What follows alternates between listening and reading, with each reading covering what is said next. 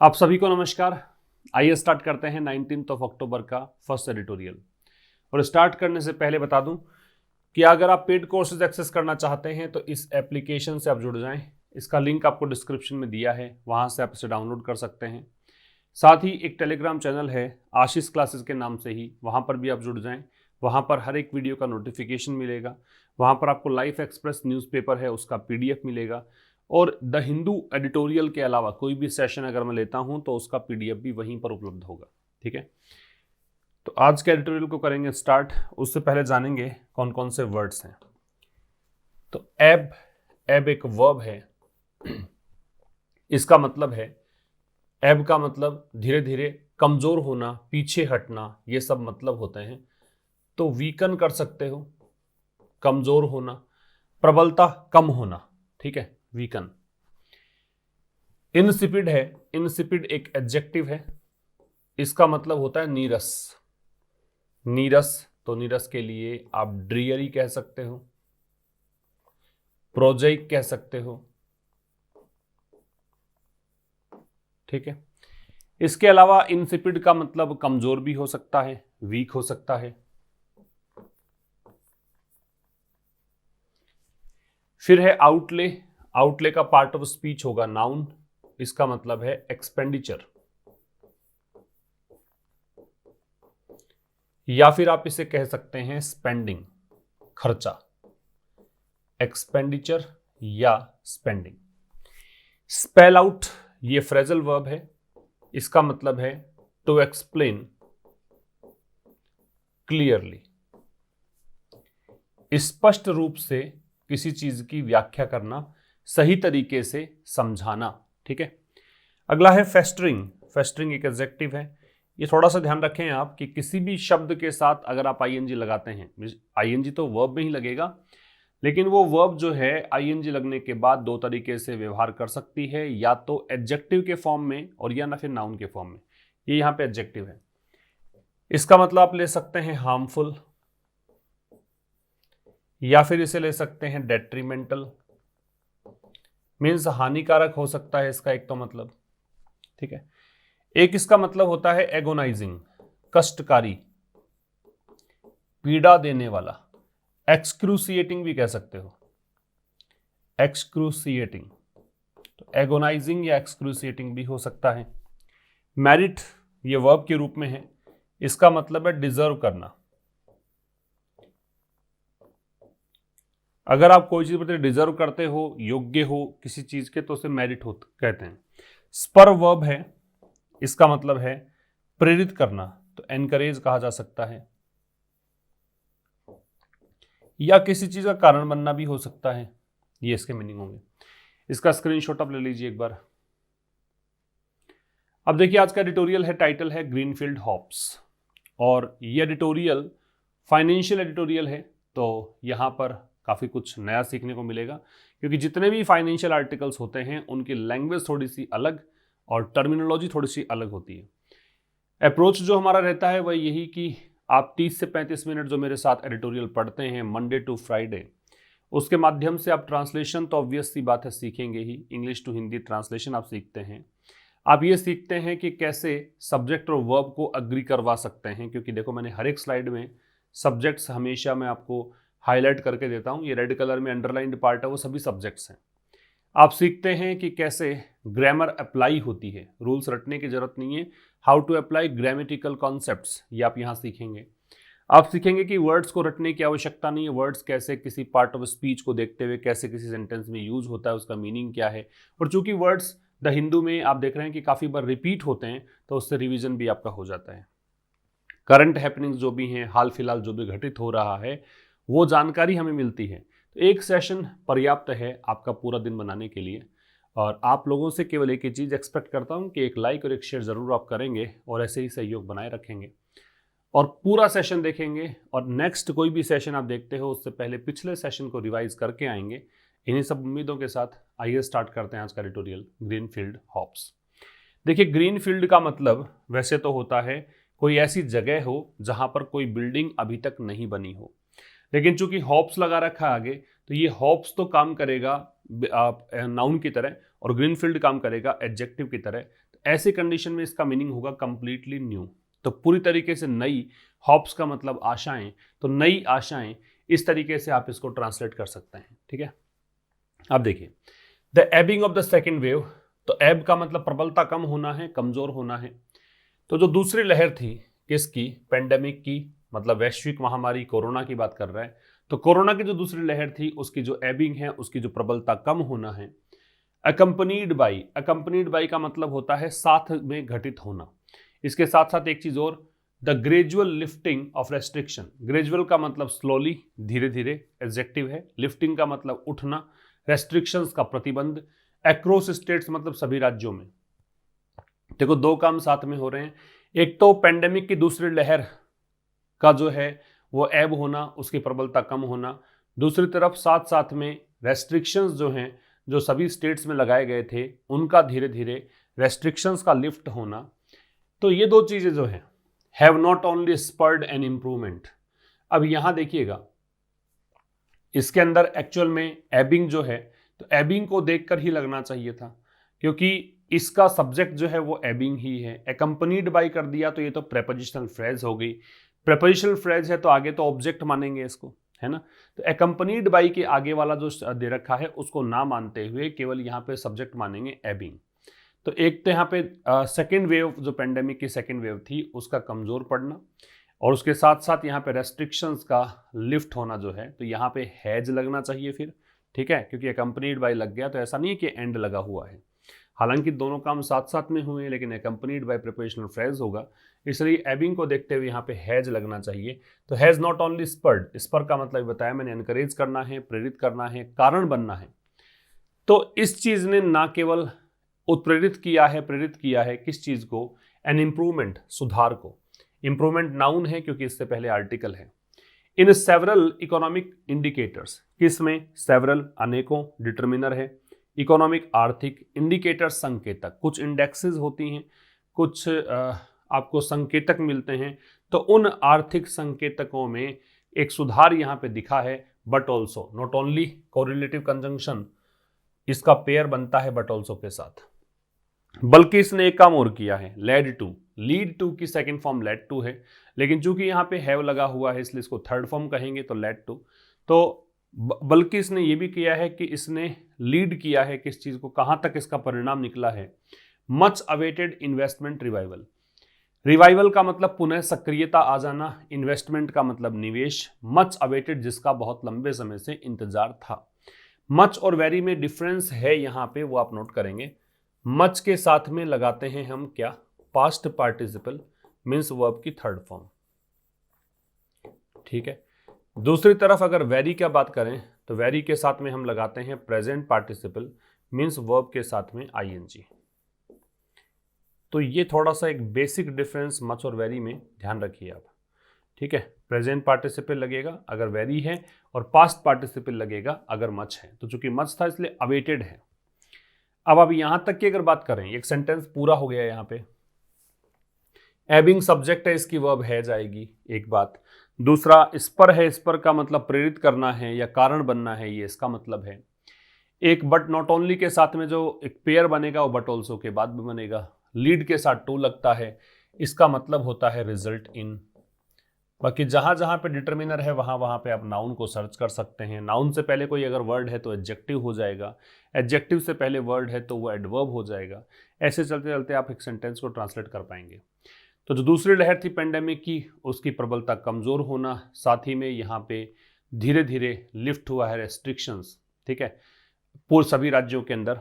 तो ये जो एबिंग है, इसने ना केवल इम्प्रूवमेंट जो है अनेकों इकोनॉमिक इंडिकेटर्स में, इस इम्प्रूवमेंट को इसने प्रेरित किया है, बल्कि इसने एक जो बहुप्रतीक्षित, काफी लंबे समय से जिसकी प्रतीक्षा की जा रही थी, उस इन्वेस्टमेंट रिवाइवल भी इसने लाकर दिया है।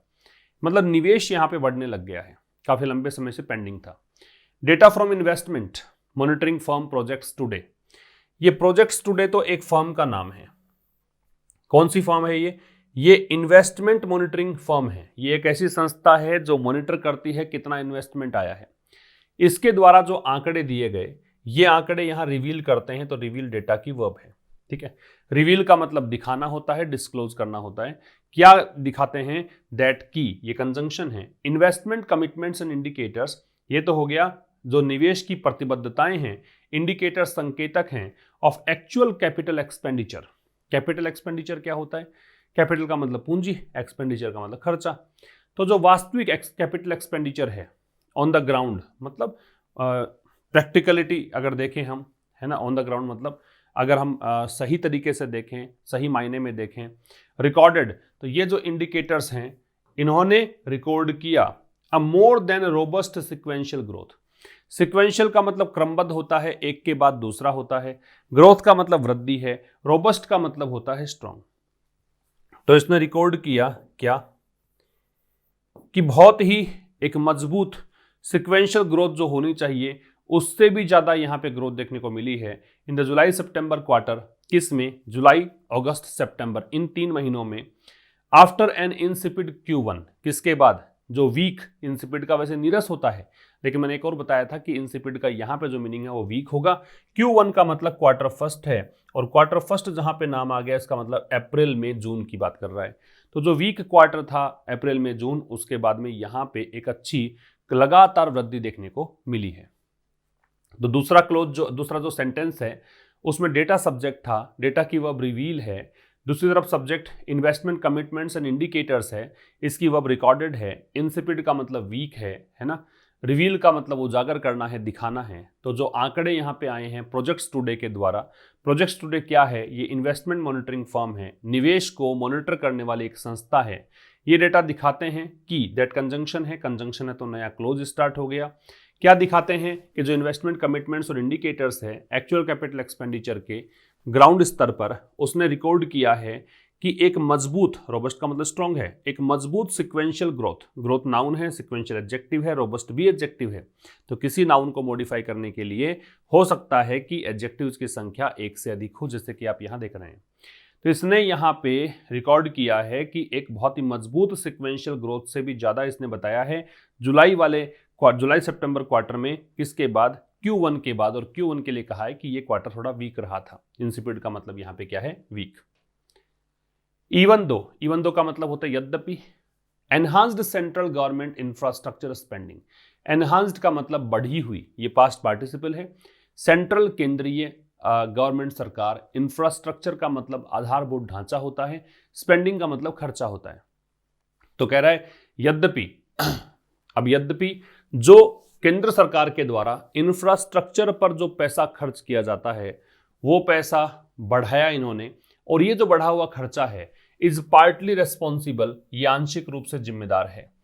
अब आप एक बात समझिएगा कि ऑल्दो या दो दे रखा हो, चाहे ऑल्दो हो या फिर दो हो, इन दोनों ही स्थितियों में जो कंजंक्शंस हम प्लेस करते हैं वो या तो यट लगाते हैं या स्टिल लगाते हैं और या फिर क्या लगाते हैं? कोमा। ये ध्यान रखिएगा। तो यद्यपि जो enhanced central government infrastructure spending है वो पार्टली रेस्पॉन्सिबल है, वो आंशिक रूप से जिम्मेदार है। दिस अपटिक का मतलब होता है स्मॉल इंक्रीज। अपटिक का मतलब क्या होता है? स्मॉल इंक्रीज, मतलब थोड़ी बहुत जो बढ़ोतरी है उसे कहा जाता है अपटिक। तो ये जो स्मॉल अपटिक है, ये जो थोड़ी सी मतलब जो बढ़ोतरी है, किसमें? ये सरप्राइजिंग है, ये आश्चर्यजनक है, फॉर अनदर रीजन, एक और कारण से। तो यहां इवन दो आया, यहां कोमा लगाया, जैसा कि मैंने कहा था कि ऑल्दो या दो के साथ यट स्टिल या कोमा लगेगा, तो कोमा लग रहा है। विरोधाभासी स्टेटमेंट है, कॉन्ट्राडिक्टरी स्टेटमेंट्स है, एक दूसरे का विरोध करेंगे, कॉन्ट्रास्ट दिखाएंगे। तो यद्यपि केंद्र सरकार के द्वारा इंफ्रास्ट्रक्चर पर जो पैसा खर्च किया गया है, थोड़ी मात्रा उसकी बढ़ाई गई है, तो ये बढ़ी हुई जो मात्रा है ये भी एक आंशिक रूप से जिम्मेदार है कि क्यों यहाँ पे आर्थिक संकेतक बता रहे हैं कि यहाँ पे इकोनॉमी बूस्ट हो रही है ना। तो एक तरफ थोड़ी से अगर आंशिक रूप से कारण में जाएं कि कैसे ऐसा हुआ, कैसे इकोनॉमी बूस्ट कर रही है, तो पैसा थोड़ा ज़्यादा खर्च किया है केंद्र सरकार ने, एक तो कारण ये है। फिर भी ये थोड़ी बहुत जो बढ़ोतरी है ये एक और कारण से सरप्राइजिंग है, एक और कारण से यहाँ पे आश्चर्यजनक है। सरप्राइजिंग यहाँ पे एडजेक्टिव होगा। द फर्स्ट हाफ ऑफ 21-22, जो 2021-22 वित्त वर्ष है, इसका जो पहला हाफ है, पहला हाफ का मतलब क्या हो गया कि अब अप्रैल, देखो वित्त वर्ष होता है उसको काउंट करते हैं अप्रैल से, वैसे सामान्य वर्ष को हम काउंट करते हैं जनवरी से, तो ये फिर अप्रैल से काउंट होगा तो अप्रैल मई जून जुलाई अगस्त सितंबर, इन 6 महीनों की बात कर रहे हैं। जो पहला ये हाफ है, इस हाफ के लिए हैज दे रखा है, has now seen fresh investments. इसने अब देख लिया है क्या, नए निवेश आ रहे हैं, और नए निवेश जो हैं higher than the pre covid year of 1920, वो ज्यादा हैं किसकी तुलना में, जो कोविड से पहले का वर्ष था 19-20 वाला, उससे ज्यादा यहां पे इन्वेस्टमेंट आ रहा है विद प्राइवेट कैपिटल आउटलेज। किसके साथ, कि जो निजी पूंजी का जो खर्चा है, आउटले का मतलब एक्सपेंडिचर या स्पेंडिंग होता है, वो थोड़ा सा बढ़ा है, और लगभग कितना बढ़ा है, 49% तक बढ़ा है। 49% बढ़ने का मतलब क्या है कि अगर रुपए में देखें तो 4.87 लाख करोड़, 4.87 लाख करोड़ का यहाँ पे ये खर्चा बढ़ाया गया है। समझ में आ गई होगी बात। तो enhanced central government infrastructure spending, ये स्पेंडिंग सब्जेक्ट है, इसकी वर्ब इज है। पार्टली यहाँ पे होगा एडवर्ब, रिस्पॉन्सिबल यहाँ पे होगा एडजेक्टिव, दिस अपटिक में अपटिक यहाँ पे नाउन, दिस यहाँ पे डेमोन्स्ट्रेटिव एडजेक्टिव, इज यहाँ पे इसकी वर्ब, और सरप्राइजिंग इसका कॉम्प्लीमेंट। कॉम्प्लीमेंट नाउन प्रोनाउन ये एडजेक्टिव होता है, ये यहाँ पे एडजेक्टिव है, ठीक है। फिर इसके बाद में अनदर रीजन में अनदर है, वो डिटर्मिनर की भूमिका में, रीजन नाउन है, अनदर के साथ में नाउन सिंगुलर आता है, अगर अदर होता तो नाउन आता प्लूरल रीजन्स होता। द फर्स्ट हाफ सब्जेक्ट है, इसकी वर्ब हैज सीन है। इसके बाद चलेंगे तो आउटलेज है, इसका मतलब खर्चा है। आगे देखिए, वेदर और नॉट, जहां ये फ्रेज लग रही है इसका मतलब कोई मायने नहीं रखता है, this is not at all important, कि दो संभावनाएं हैं, उनमें से कौन सी संभावना ट्रू है, कौन सी संभावना होती है, उससे कोई मतलब नहीं है। तो इस बात से कोई मतलब नहीं है कि this growth rate is sustained, कि ये जो ग्रोथ रेट है वो सस्टेन हो। सस्टेन का मतलब होता है कंटिन्यू होना, मेंटेन होना, लगातार जारी रहना। तो ये जो वृद्धि दर है वो जारी रहेगी कि नहीं रहेगी, कोई मतलब नहीं है। ये दो ऑप्शन हैं आपके पास, तो इन दोनों में से कोई भी संभावना हो, चाहे वो सस्टेन करे या ना करे, कोई फर्क नहीं पड़ता। The implementation of the PLI scheme, ये PLI का मतलब होता है, आप कह दो परफॉर्मेंस लिंक्ड इंसेंटिव स्कीम। जैसा परफॉर्मेंस रहेगा वैसा इंसेंटिव मिलेगा, ऐसी स्कीम को बोलते हैं PLI स्कीम। तो कह रहा है जो इंप्लीमेंटेशन है, इंप्लीमेंटेशन का मतलब लागू करने का प्रोसेस है। डे लगा हुआ है तो आप क्या कहेंगे कि नाउन है, और वैसे भी देखो TION है तो भी कहेंगे नाउन है। तो ये जो इंप्लीमेंटेशन है PLI स्कीम का, टू प्रमोट मैन्युफैक्चरिंग इन्वेस्टमेंट्स, किस लिए, प्रमोट करने के लिए, किस चीज को, निर्माण क्षेत्र में किए गए निवेश को, कहां पे, भारत में। इज एक्सपेक्टेड, तो ये संभावित है, टू स्पर का मतलब प्रेरित करना है, कि इससे क्या है, ज्यादा इन्वेस्टमेंट आएगा, कहां कहां पे, इन क्षेत्रों में। टेक्सटाइल का मतलब वस्त्र उद्योग है, फार्मा मेडिकल वाला है, इलेक्ट्रॉनिक्स जो कंप्यूटर रेडियो टेलीविजन बनाने के जो एक तरीका यूज होता है वो इलेक्ट्रॉनिक्स की श्रेणी में आता है। तो ये सब। ओवर का मतलब यहाँ ड्यूरिंग है, प्रेपोजिशन है, किस दौरान, second half of this year, इस साल का दूसरा हाफ मतलब अक्टूबर नवंबर दिसंबर जनवरी फरवरी मार्च, ये दूसरा हाफ है, एंड 22-23, और इस दौरान। रिपीट कर रहा हूं, तो चाहे ये ग्रोथ रेट सस्टेन करे, मेंटेन हो नहीं हो, जो इंप्लीमेंटेशन है PLI स्कीम का, किस लिए, मैन्युफैक्चरिंग इन्वेस्टमेंट्स को प्रमोट करने के लिए भारत में, इसकी संभावना है कि अधिक इन्वेस्टमेंट लेकर आएगा, किस क्षेत्र में, इन क्षेत्रों में, कब, इस साल का जो दूसरा हाफ बचा है उसमें, और 2022-23 वाला वित्त वर्ष है उसमें।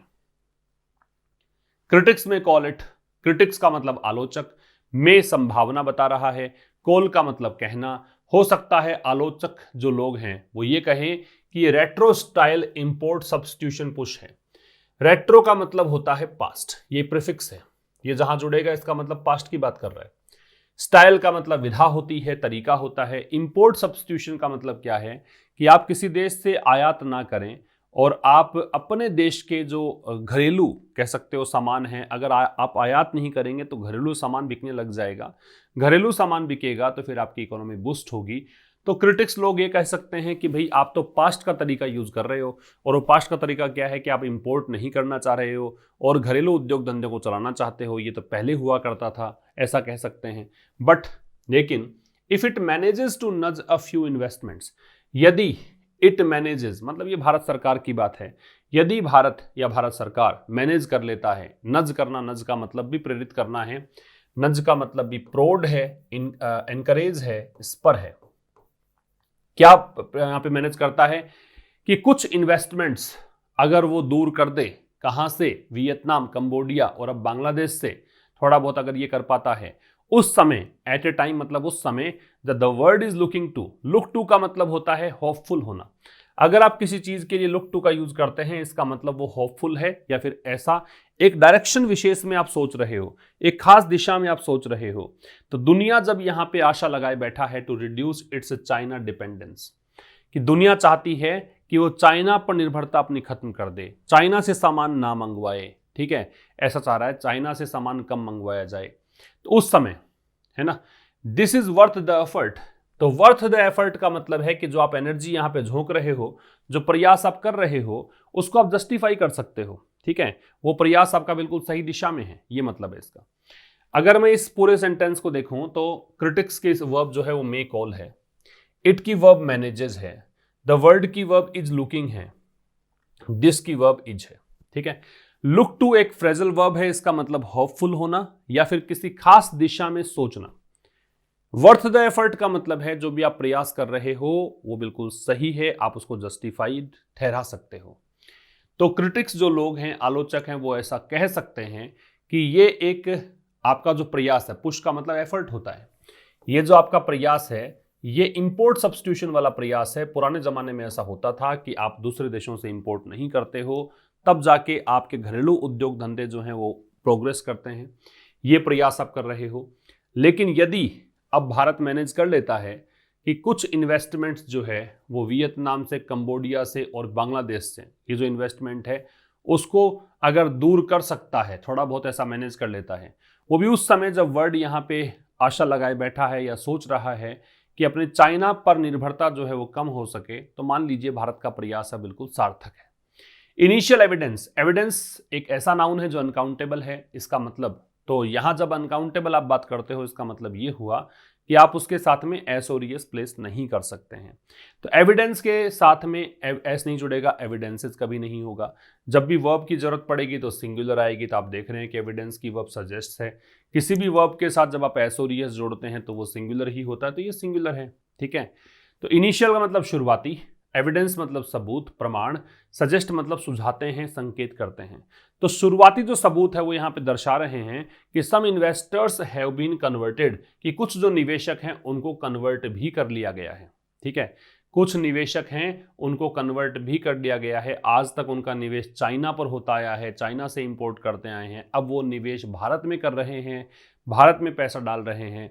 तो ये शुरुआती सबूत यहाँ पे है जो यहाँ दिखा रहा है कि कुछ इन्वेस्टर्स को कन्वर्ट भी कर लिया गया है। तो इनिशियल एविडेंस की वर्ब है वो सजेस्ट है, जिसमें इनिशियल एडजेक्टिव है, एविडेंस नाउन है। सम इन्वेस्टर्स में सम डिटर्मिनर है, इन्वेस्टर्स नाउन है, और इसकी वर्ब हैव बीन कन्वर्टेड है, और चूंकि बीन के साथ में थर्ड फॉर्म है इसलिए पैसिव का स्ट्रक्चर है, ठीक है। आगे देखिए, speedy implementation is, speedy implementation मतलब बहुत तेज गति से इन सब चीजों को लागू करने की प्रक्रिया। इज हाउएवर, हाउएवर मतलब हालांकि, इसेंशियल, तो मतलब बहुत तेज गति से इस चीज को लागू करना है और ये जरूरी है, इसेंशियल का जरूरी है, किस लिए, इंश्योर करने के लिए, सुनिश्चित करने के लिए, क्या, the expected gains accrue, expected मतलब संभावित, गेन्स का मतलब लाभ, अक्रू का मतलब एक निश्चित समय, मतलब एक समय के अनुसार बढ़ना, ठीक है। तो यहां कह रहा है कि स्पीडी इंप्लीमेंटेशन की जरूरत पड़ेगी, किस लिए, जो आप लगा के बैठे हो अनुमान कितना लाभ हमें होगा, और वो लाभ, बढ़ता हुआ लाभ जो है एक समय सीमा के अनुसार, तो उसको सुनिश्चित करने के लिए स्पीडी इंप्लीमेंटेशन की जरूरत है। ऑफ द 13 सेक्टर्स, अब यहां पे 13 सेक्टर्स की बात कर रहा है, फॉर विच, जिसके लिए पीएलआईज हैव बीन अनाउंस्ड, जिसके लिए पीएलआईज को अनाउंस किया गया है, परफॉर्मेंस लिंक्ड इंसेंटिव्स को अनाउंस किया गया है, पैसिव वॉइस है। तो 13 सेक्टर्स जो है ना, उनमें से 9 have been notified so far, 9 sectors को अभी तक सूचित कर दिया गया है, नोटिफाई कर दिया गया है, and the others must be spelled out, और अन्य जो हैं उनको भी समझा देना चाहिए स्पष्ट रूप से, क्विकली, बहुत जल्दी से, लेस्ट कहीं ऐसा ना हो जाए कि global investors pick another destination, कि ग्लोबल इन्वेस्टर्स जो हैं, वैश्विक निवेशक जो हैं, कोई और डेस्टिनेशन को पिक कर लें, चुन ले। पिक का मतलब यहां पे चूज करना है, पिक का मतलब चूज। यहां कुछ सीखेंगे आप, देखो इस स्ट्रक्चर में, इस सेंटेंस में देखो, लेस्ट है वो नेगेटिव वर्ड होता है, लेस्ट का मतलब होता है कहीं ऐसा ना हो जाए, तो इसके साथ नोट कभी मत लगाना। अगर मॉडल की जरूरत पड़े तो आप शुड लगा सकते हैं, शुड नहीं लगाएंगे तो भी काम चलेगा, लेकिन और कोई मॉडल मत लगाना। यहां कोई मॉडल लगाया नहीं, काम चल रहा है। अनदर के साथ नाउन लगाते हैं, सिंगुलर आता है तो डेस्टिनेशन दे रखा है, सिंगुलर है। स्पीडी इंप्लीमेंटेशन की वर्ब तो इज है, ठीक है। पीएलआईज की वर्ब है वो हैव बीन अनाउंस्ड है, पैसिव है बीन के साथ थर्ड फॉर्म। 9 है इसकी वर्ब हैव बीन नोटिफाइड है। द अदर्स की verb must be spelled out है। ग्लोबल इन्वेस्टर्स की वर्ब पिक है, ठीक है। तो स्पीडी इंप्लीमेंटेशन की जरूरत है। जो भारत यहाँ पे एक इन्वेस्टमेंट हब बनना चाह रहा है, भारत चाह रहा है कि निवेश हमारे देश में हो दूसरे देश की बजाय, तो ये जो स्पीडी इंप्लीमेंटेशन की जरूरत है किस लिए, ताकि एक्सपेक्टेड गेन्स जो भारत को चाहिए, जो संभावित गेन्स मतलब लाभ, नाउन है, एक्सपेक्टेड एडजेक्टिव है, एक्रू का मतलब होता है समय के अनुसार बढ़ना, कि जो भारत लाभ की अपेक्षा किए हुए है उसको सुनिश्चित करने के लिए स्पीडी इंप्लीमेंटेशन की जरूरत है। अब हाइफन लगा थोड़ा समझाया है कि 13 सेक्टर्स हैं जिनके लिए पीएलआई को अनाउंस किया गया है, उन 13 सेक्टर्स में से 9 को नोटिफाई कर दिया गया है, और अन्य जो सेक्टर्स हैं मतलब 4 बच गए अन्य, उनको भी स्पष्ट रूप से समझा देना चाहिए और जल्दी समझाना चाहिए, क्योंकि यहाँ पे एडवर्ब होगा। इसलिए कि कहीं ऐसा ना हो कि ग्लोबल इन्वेस्टर्स कोई अन्य डेस्टिनेशन चुन ले। The handing over, hand over का मतलब सौंपना। अब देखो एयर इंडिया जो है उसको सौंप दिया गया टाटा ग्रुप को। अब हाइफन लगा के बताया ये पहली आउटराइट सेल है। आउटराइट का मतलब होता है टोटल या कंप्लीट, टोटल कह सकते हो, कंप्लीट कह सकते हो। तो ये पहली पूर्ण स्तरीय बिक्री है किसकी, पब्लिक सेक्टर फर्म की। पब्लिक सेक्टर मतलब सार्वजनिक क्षेत्र की फर्म है ये। इन ऑलमोस्ट 2 डिकेड्स, तो लगभग 2 दशकों में ये एक सरकारी कोई उपक्रम जो है उसको पूरी तरीके से बेच दिया गया हो, ऐसा पहली बार हुआ है, ठीक है। Will ring in some much needed confidence, यहां पे रिंग इन का मतलब बिगिन करना, शुरू करना। तो ये जो है वो शुरुआत करेगा, कुछ ऐसा विश्वास ला कर देगा जो मच नीडेड है, मतलब बहुत जरूरी है। In the government much reiterated stance, किसमें, जो गवर्नमेंट का मच रीइटरेटेड, रीइटरेट का मतलब रिपीटेड, जो गवर्नमेंट के द्वारा बार बार में दोहराया गया, स्टांस का मतलब नजरिया या मनोवृत्ति, that it has no business to be in business. अगर आप कहते हुए it has no business, one has no business, इसका मतलब उसका कोई अधिकार नहीं है, उसका कोई इंटरेस्ट नहीं है। टू बी इन बिजनेस मतलब व्यापार में। तो गवर्नमेंट ने बार बार में कहा है हमारी कोई मंशा नहीं है कि हम बिजनेस करें, इसलिए हम इस चीज को जो बिजनेस करते हैं उसको बेच देते हैं, ठीक है। रिपीट कर रहा हूं, हैंडिंग ओवर सौंपना, दे लगा रखा है तो इसको नाउन मानिएगा। तो एयर इंडिया को टाटा ग्रुप को सौंप दिया है। हाइफन लगा के बताया कि 2 दशकों में, लगभग 2 दशकों में ये एक पब्लिक सेक्टर फर्म को जो बिक्री हुई है पूर्ण स्तरीय, पहली मतलब ये सेल है, सेल मतलब बिक्री, ठीक है। तो ये जो हैंडिंग ओवर है इसकी वर्ब है विल रिंग इन। ये यहाँ पे शुरुआत करेगा किस चीज की, जो मच नीडेड कॉन्फिडेंस है, कुछ चाहिए था जो बहुत जरूरी था, गवर्नमेंट को विश्वास वापस चाहिए था, वो यहाँ पे विश्वास गवर्नमेंट को वापस दिलाया जाएगा या गवर्नमेंट का आत्मविश्वास जगेगा।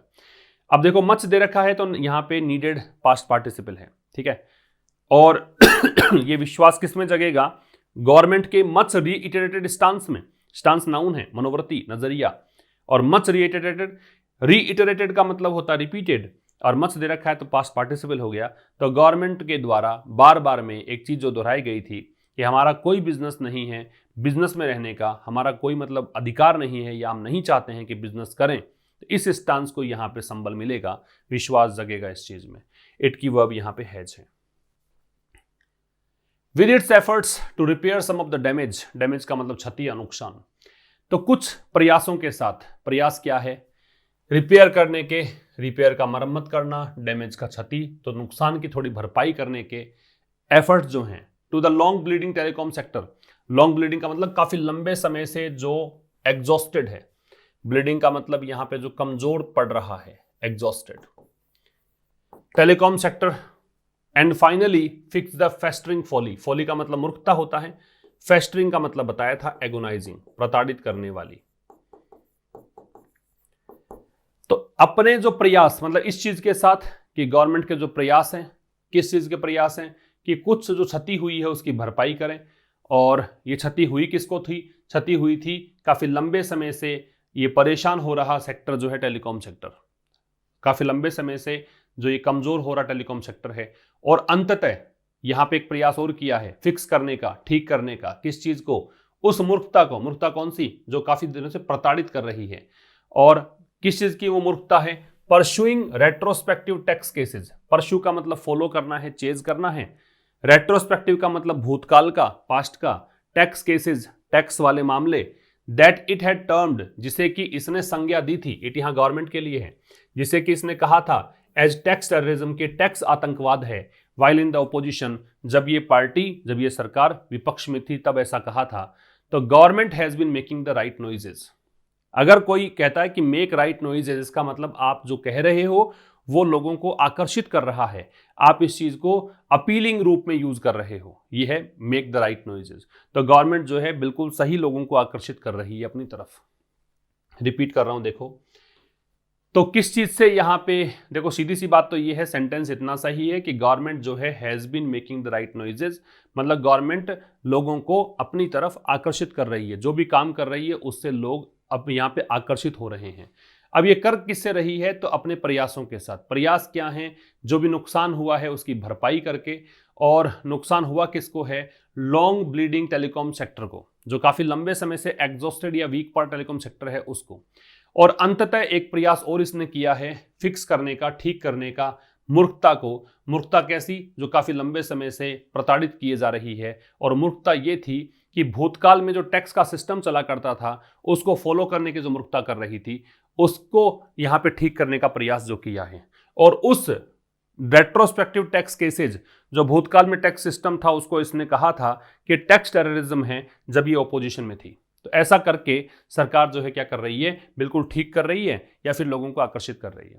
These decisions, these demonstrative adjective है, डिसीजंस नाउन है।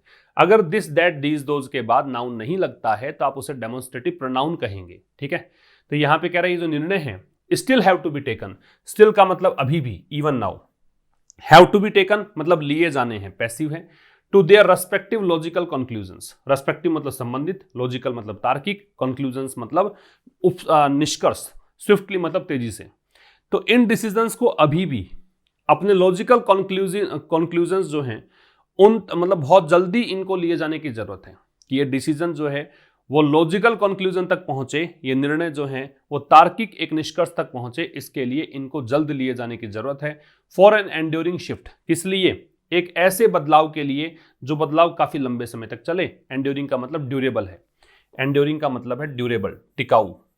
कि ये बदलाव जो है, बदलाव किस में होगा, परसेप्शन में, परसेप्शन धारणा, आपके सोचने की प्रोसेस। एंड आउटकम्स, आउटकम्स का मतलब परिणाम। ऑन द ग्राउंड मतलब प्रैक्टिकल तौर पर, यथार्थ परक चीजों की बात कर रहा है। तो ये डिसीजंस जो है इनको अभी भी लिए जाने की जरूरत है, ताकि जल्दी से यहाँ पे तार्किक एक निष्कर्ष निकल सके। और किस लिए, ताकि परसेप्शंस में जो बदलाव आए वो टिकाऊ बदलाव आए, काफी लंबे समय तक चलने वाला बदलाव आए। और आउटकम्स में बदलाव आए, किस पर, आउटकम्स किसके, यथार्थ परक आउटकम्स जो हैं, जो ग्राउंड स्तर पर आउटकम्स हैं उनकी बात कर रहे हैं। मोरओवर, इससे भी ज्यादा, ये एडवर्ब है, मोरओवर एडवर्ब है, इससे भी ज्यादा मतलब इन एडिशन को बोलते हैं। अगर नहीं दिख रहा हो थोड़ा सा नीचे कर देता हूं, इन एडिशन को बोलते हैं ना। तो इससे भी ज्यादा यहां पे as it seeks to seal economic partnership. अब भारत यहां पे चाहता है, इट यहां पे इंडियन गवर्नमेंट के लिए, सीक्स का मतलब चाहना, तलाश करना, इट सिंगुलर है तो सीक सिंगुलर है। To seal economic partnership, seal का मतलब ठप्पा लगाना है, इकोनॉमिक मतलब आर्थिक है, पार्टनरशिप साझेदारी है। भारत यहां पे चाहता है आर्थिक साझेदारी करना। पार्टनरशिप पैक्ट्स, पैक्ट्स का मतलब अग्रीमेंट है, कॉन्ट्रैक्ट्स है। तो भारत आर्थिक समझौते करना चाहता है। या स्केल अप, स्केल अप का मतलब है रैंप अप, इंक्रीज करना, रैंप अप कह सकते हो, इंक्रीज कह सकते हो। या फिर कहें कि भारत इंक्रीज करना चाहता है क्या, संबंध, टाइज, कनेक्शन विद की मार्केट्स, जो मुख्य बाजार हैं उनके साथ। लाइक प्रेपोजिशन के रूप में है मुख्य बाजार, जैसे कि उदाहरण दिया है यूरोपियन यूनियन मान लीजिए, यूएस मान लीजिए, यूके मान लीजिए। तो भारत ये चाहता है, तो इंडिया नीड्स, भारत को जरूरत है, to also invest some of this energy, कि भारत अपनी इस कुछ ऊर्जा को इन्वेस्ट करे इनटू इंप्रूविंग, मतलब जो प्रयास कर रहा है वो इस दिशा में भी करे। किस चीज में करे, into improving its image, Bharat अपनी यहाँ पे इमेज सुधारे। ऑन की सोशियो इकोनॉमिक पैरामीटर्स, किस पर इमेज सुधारे, की मतलब मुख्य, सोशियो इकोनॉमिक मतलब सामाजिक आर्थिक, पैरामीटर्स का मतलब बाउंड्रीज या फिर इन क्षेत्रों में। एंड द एडहेरेंस टू, और यहाँ पालन किया जाए, एडहेरेंस टू का मतलब है पालन किया जाए, द रूल ऑफ लॉ, विधि के कानून का, वाइल रिफ्रेनिंग फ्रॉम, इस चीज का परहेज करते हुए, इस चीज से बचते हुए। रिफ्रेन फ्रॉम का मतलब परहेज करना, बचना, रिफ्रेन में फ्रॉम लगता है। वाइल के साथ जब वर्ब लगती है तो आईएनजी लगती है। फ्रेश मिस्टेक्स, नई गलतियों से बचा जाए। And heavy handed regulations, heavy handed का मतलब निरंकुश होता है। बिल्कुल आप अगर तानाशाही की तरह से कोई काम करते हो, बहुत ही स्ट्रिक्ट नियम चलाते हो, उसको हैवी हैंडेड रेगुलेशन बोलते हैं। जैसे कि the much opposed draft norms for e commerce, तो ई कॉमर्स के लिए भारत ने जो ड्राफ्ट नॉर्म्स मतलब जो नियम बनाए थे, और नियम जो कच्चे मतलब नियम थे, मतलब वो पारित नहीं हुए थे, उसको ड्राफ्ट बोलते हैं। जो अभी तक आपने कच्चा ही एक मतलब आउटलाइनिंग बनाई है, अभी तक वो पारित नहीं हुआ, उसको ड्राफ्ट बोलेंगे। अपोज्ड का मतलब है इसका बहुत विरोध किया गया था, उनकी बात ये कर रहा, रिपीट कर रहा हूं। इससे भी ज्यादा यहाँ पे एक चीज देखने की है कि भारत यहाँ पे चाहता है कि इकोनॉमिक पार्टनरशिप पैक्ट्स यहाँ पे करे, आर्थिक साझेदारी व समझौते करे, या फिर संबंध यहां पे बढ़ाए। किस पर? जो महत्वपूर्ण बाजार हैं उनके साथ। वो बाजार कौन से हैं? ईयू का बाजार है, यूएस है, यूके है, इनके साथ। तो भारत को जरूरत है कि वो निवेश करे, अपने इस प्रयास को, अपनी इस एनर्जी को लगाए अपनी छवि सुधारने में भी। छवि सुधारनी किस पे है? जो मुख्य सामाजिक आर्थिक पैरामीटर्स हैं उन पर। साथ में यहाँ पे पालन किया जाए विधि के कानून का, क्या करते हुए? नई मिस्टेक से परहेज करते हुए और हैवी हैंडेड रेगुलेशन से बचते हुए। अब हैवी हैंडेड रेगुलेशन का यहाँ पे एक उदाहरण दिया है, जैसा कि ई कॉमर्स के सेक्टर में भारत ने जो सख्त कानून बनाए थे, जिसका कि बहुत ज्यादा विरोध किया गया था, इन सब चीजों से बचना है। इन ए वर्ल्ड, एक ऐसी दुनिया where capital is increasingly influenced, जहां पे पूंजी जो है वो बहुत ज्यादा प्रभावित है bye environmental, social and governance standards. किससे प्रभावित है? एनवायरमेंटल, पर्यावरणीय, सोशल, सामाजिक, गवर्नेंस, कि कैसे आप रूल करते हो, इन स्टैंडर्ड्स से आधारित है। ठीक है, थोड़ा सा मैं इसको ऊपर कर देता हूं। तो कह रहा है दीज फैक्टर्स, ये जो फैक्टर्स हैं, ये जो फैक्टर्स हैं मेरिट मोर पॉलिसी अटेंशन। मेरिट मतलब डिजर्व करते हैं, तो ये फैक्टर्स यहाँ पे डिजर्व करते हैं कि पॉलिसी अटेंशन यहाँ पे हो एज वेल, मतलब टू, एज वेल का मतलब होता है भी, यहाँ पे पॉलिसी अटेंशन भी मिले, कुछ नीतिगत चीजें यहाँ पे नई बनाई जाए। तो एक ऐसी दुनिया में where capital is increasingly influenced, जहां पर पूंजी जो है बहुत ज्यादा प्रभावित है, इंक्रीजिंगली एडवर्ब है, किसके द्वारा? इन स्टैंडर्ड्स के द्वारा। तो ये जो फैक्टर्स हैं इनके, ये डिजर्व करते हैं कि यहाँ पॉलिसी अटेंशन भी इसको मिले। तो ये था आज के इस एडिटोरियल में। अब मुलाकात होगी कल एक नए सेशन के साथ, तब तक नमस्कार, थैंक्स अ लॉट।